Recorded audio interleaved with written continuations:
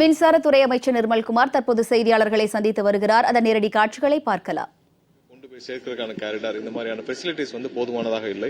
இப்போ ராஜஸ்தான்லாம் ஒரு இஷ்யூ வந்தது என்னன்னா, கிட்டத்தட்ட 250 மெகாவாட் அளவுக்கான உற்பத்தி நிறுத்த வேண்டிய கட்டாயத்தில் ஏற்படுது. ஸோ இது மாதிரி நிறைய பாலிசி லெவல்ல ப்ராசஸ் லெவல்ல நிறைய ஸ்டாண்டர்டைஸ் பண்ண வேண்டிய கட்டாயத்தில் இருக்கு. ஸோ அதனால இந்த மாதிரியான கூட்டமைப்புகள், இந்த மாதிரியான மீட்டிங்ஸ் எல்லாரும் என்ன மாதிரியான தேவைகள், என்ன பிரச்சனை ஃபேஸ் பண்றாங்கன்றத பேசுறதுக்கான மீட்டிங். ஸோ ஆல் இந்தியா லெவல்ல அனைத்து பெரிய நிறுவனங்களை சார்ந்த சிஇஓக்கள் அனைவரும் கலந்து கொண்டிருக்காங்க. ஸோ இதுல தமிழ்நாட்டிலேயும் கண்டிப்பா பாத்தீங்கன்னா நிறைய இன்வெஸ்ட்மெண்ட்ஸ், நிறைய டிரான்ஸ்பரன்சிஸ் நம்ம கொண்டு வர பாக்குறோம். ஏன்னா சோலார்லயும் விண்ட்லயும் பாத்தீங்கன்னா நிறைய டிரான்ஸ்பரன்சிஸ் கொண்டு வர பாக்குறோம். இன்னைக்கு பேசுறப்ப சொன்னாங்க 25 வருஷத்துக்கு முன்னாடி முதல்ல ரெனியூபிள் எனர்ஜி இன்வெஸ்ட் பண்ணதே தமிழ்நாட்டில் தான். ஆனா இப்போ தமிழ்நாடு மற்ற மாநிலங்களை விட மிகவும் பின்தங்கி இருக்கு சோலார்லயும் விண்ட்லயும் அந்த இன்வெஸ்ட்மெண்ட்ஸ்லயும். ஸோ அதை நம்ம இப்போ மறுபடியும் இங்க வர இன்வெஸ்டர்ஸ்க்கு நம்ம தேவையான அளவு என்ன மாதிரியான டிரான்ஸ்பரன்சி கொண்டு வர போறோம். அவங்களுக்கு ஏற்கனவே பழைய காலங்களில் நிறைய பிரச்சனைகள், நிறைய டிஃபிகல்டிஸ் இருந்தது.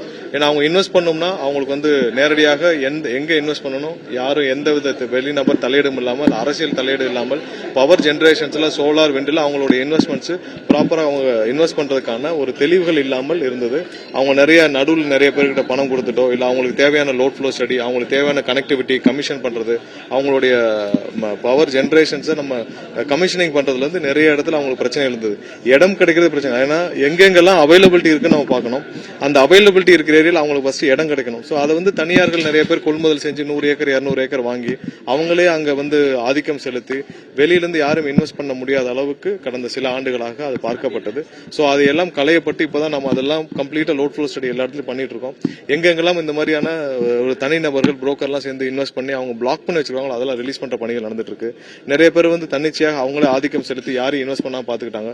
ஸோ அதையெல்லாம் நம்ம மாற்றி இன்னைக்கு ஒரு டிரான்ஸ்பரண்டான ஒரு சோலார்லயும் ரெனியூபிள் எனர்ஜி சோலார் விண்டில் நம்ம பாலிசி கிரியேட் பண்ணிட்டு வரோம். அடுத்த ஒரு வாரத்தில் அதெல்லாம் லான்ச் ஆயிடும். ஸோ அதற்கான அது என்ன மாதிரியான பாலிசி, நம்ம என்ன மாதிரி தமிழ்நாட்டில் என்ன மாதிரியான ஒரு புதுசா ஒரு டிரான்ஸ்பரன்ட் சிஸ்டம் கொண்டு வர போறோன்றதையும் நம்ம இங்க இருக்கிற அனைத்து இன்வெஸ்டர்ஸ்டையும் விளக்கணும். கண்டிப்பா அவங்களும் பல இதுவரைக்கும் இந்த மாதிரி ஒரு மீட்டிங் தமிழ்நாடு கவர்மெண்டோட நடந்ததே இல்லைன்னு சொன்னாங்க.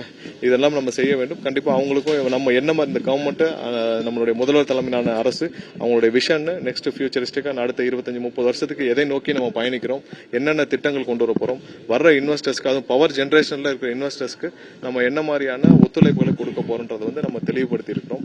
கண்டிப்பா அனைவருக்கும் இது இந்த அரசுடைய நோக்கம், நம்ம அரசுடைய முதல்வருடைய விஷன் எல்லாமே சொல்லி இருக்கோம். கண்டிப்பா நிறைய இனிமேல் டிரான்ஸ்பரண்டா அவங்க இன்வெஸ்ட் பண்றதுக்கான வழிவகைகளையும் செஞ்சு கொடுப்போம்.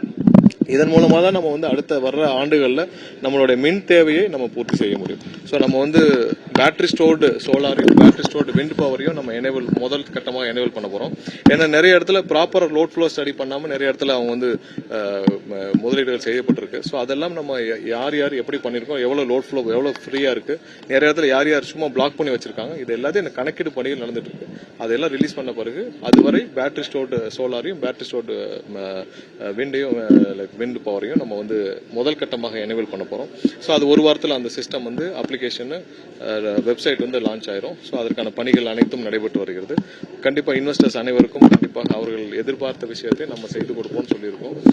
பவர் ஜெனரேஷன்ல கண்டிப்பா பவர் ஜெனரேஷன்ல மட்டும்தான் நம்ம தனியாருக்கு போவோம். மற்றபடி அனைத்து கட்டமைப்புகளும், ஏன்னா அடுத்த கட்டமைப்புகளும் கண்டிப்பாக டிஎன்இபி கிட்ட தான் இருக்கும். ஸோ பவர் ஜெனரேஷன்ல இன்னைக்கு இருக்கிற லார்ஜ் இன்வெஸ்டர்ஸ் அனைவரும் அவங்களுடைய வியூஸையும் கேட்டோம், அவங்களுடைய பிரச்சனைகளையும் கேட்டோம். நம்மளும் என்ன செய்ய போறோம் அப்படின்னு சொல்லியிருக்கோம். இந்த அரசும் எதை நோக்கி போகுதுன்னு சொல்லியிருக்கோம். கடந்த சில தினங்களாகவே மின்வெட்டுன்றது அதிக அளவில் இருந்துட்டே இருக்கு. மக்கள் தொடர்ந்து அந்த சாலை மறியல் போராட்டம் அதெல்லாம் இருந்துட்டே இருக்கு. என்ன தீர்வு காண போறாங்க? ஒரே நிமிஷம். எங்கெங்கெல்லாம் மின்வெட்டு இருக்கு, எவ்வளவு நேரத்துல சரி பண்றோம்னு சொல்லி நேற்று இருந்து பாத்துருப்பீங்க. நம்மளுடைய சோசியல் மீடியால ஒவ்வொரு நிமிஷமும் எந்தெந்த மின்வெட்டு எதனால் ஆகுதுன்னு சொல்லியிருக்கோம். எங்கெங்கெல்லாம் ஒரு தவறான நபர்கள் அதை வேண்டுமென்றே ஃபியூஸ் எல்லாம் இது பண்ணி இல்ல அங்க பவர் ஃபெயிலியர் வர வைக்கணும்னு நினைக்கிறேன், அவங்க மேல கம்ப்ளைண்ட் கொடுத்து ஒரு சில பேர் அரெஸ்ட் பண்ணப்பட்டிருக்கு. சிசிடிவி இருந்தனால ஒரு சில பேர் அரெஸ்ட் பண்ண முடிஞ்சு. சிசிடிவி இல்லாத இடத்துல கண்டிப்பா பொதுமக்கள் தான். ஏன்னா ரிப்பீட்டடா ஒரு சில இடத்துல ஒரே மாதிரியான பேட்டர்ன் வர்றப்ப நம்ம அசஸ்மெண்ட் பண்ணி பாக்குறோம், ஏன் இந்த இடத்துல ரிப்பீட் ஆகணும். பெரம்பூர்லயும் பாத்தீங்கன்னா 2 தெருக்கள்ல ரிப்பீட்டடா ஒரே மாதிரியான பேட்டர்ன் இருக்கு. வந்தோடனே அவங்க வந்து ஒரு சில பேருக்கு மெசேஜ் அனுப்பிச்சு நீங்க உடனே போய் ரோட்ல நில்லுங்கன்னு சொல்லி வேணுன்ட்டு இது பண்றாங்க. நேத்து பெரம்பூர்ல 40 நிமிஷத்துல அது வந்து ஒரு இடத்துல ஃபியூஸ் ஆஃப் ஆச்சு, ஃபியூஸ் இது மாதிரி புடுங்கப்பட்டுச்சு. 40 நிமிஷத்துல புதுசா ஃபியூஸ் போய் போட்டு 40 நிமிஷம் சரி பண்ணப்பட்டுச்சு.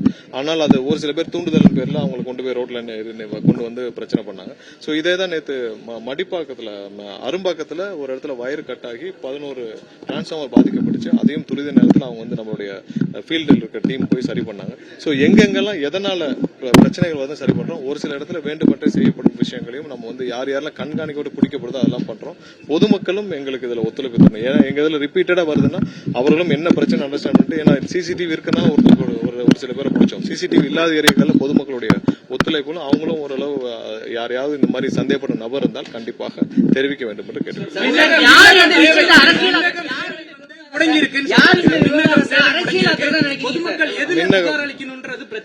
மின்னகம் மூலியமா தான் இப்ப தினமும் வந்து எப்படின்னா மின்னகத்துல இருந்தா அந்த சோசியல் மீடியா டைம் எல்லாம் செயல்பட்டு வராங்க. மின்னகம் மூலியமா தான் எனக்கு வந்து டெய்லி வந்து ஒவ்வொரு அப்டேட்டும் வந்துட்டு இருக்கு. மின்னகமும் அனைத்து டிஸ்ட்ரிபியூஷன் விட்டு முன்னாடி தனித்தனியா செயல்பட்டு இருந்தாங்க. இப்ப மின்னகம் நம்மளுடைய டிஸ்ட்ரிபியூஷன் இருக்கு, அதாவது கீழே இருக்க சி எல்லாம் சேர்ந்து இப்ப சோசியல் மீடியா டீம் இப்ப யாரெல்லாம் சோசியல் மீடியால வர கம்ப்ளைண்ட்ஸ் இருக்கோ இவங்க எல்லாம் சேர்ந்து ஒரு வாரமா செயல்பட்டு வராங்க. சோ மின்னகத்துல இருந்தா எல்லா கால்ஸும் ரிசீவ் பண்ணப்பட்டு அதன் மூலியமாக இங்க டிஸ்ட்ரிபியூஷன்ல யாருக்கெல்லாம் பிரச்சனை இருக்கோ அவங்க இருக்கு. நைட்டு ரோந்துகள்ல நிறைய பேர் பணியமர்த்தப்பட்டிருக்கோம். நேற்று வந்து அடிஷனலாவே வந்து நார்த் மெட்ராஸ்க்கு ஒரு 20 பேர் கொண்ட 3 குழுக்கள் அமைக்கப்பட்டு அவங்க அனுப்பியிருந்தாங்க. இப்ப பெரம்பூர் எல்லாத்தையும், வில்லிவாக்கம் எல்லா இடத்துலயும். சோ திரும்பவும் இந்த மாதிரியான நிறைய லார்ஜ் குழுக்கள், அதாவது எங்கெங்கெல்லாம் பிரச்சனை வருது உடனே சரிபார்க்கும் குழுக்களை நம்ம வந்து ரெடி பண்றதுக்கான பர்பஸ்ல இருக்கும். முறைகேடு நடத்தினா 2 பேர் கைது பண்ணிருக்காங்க.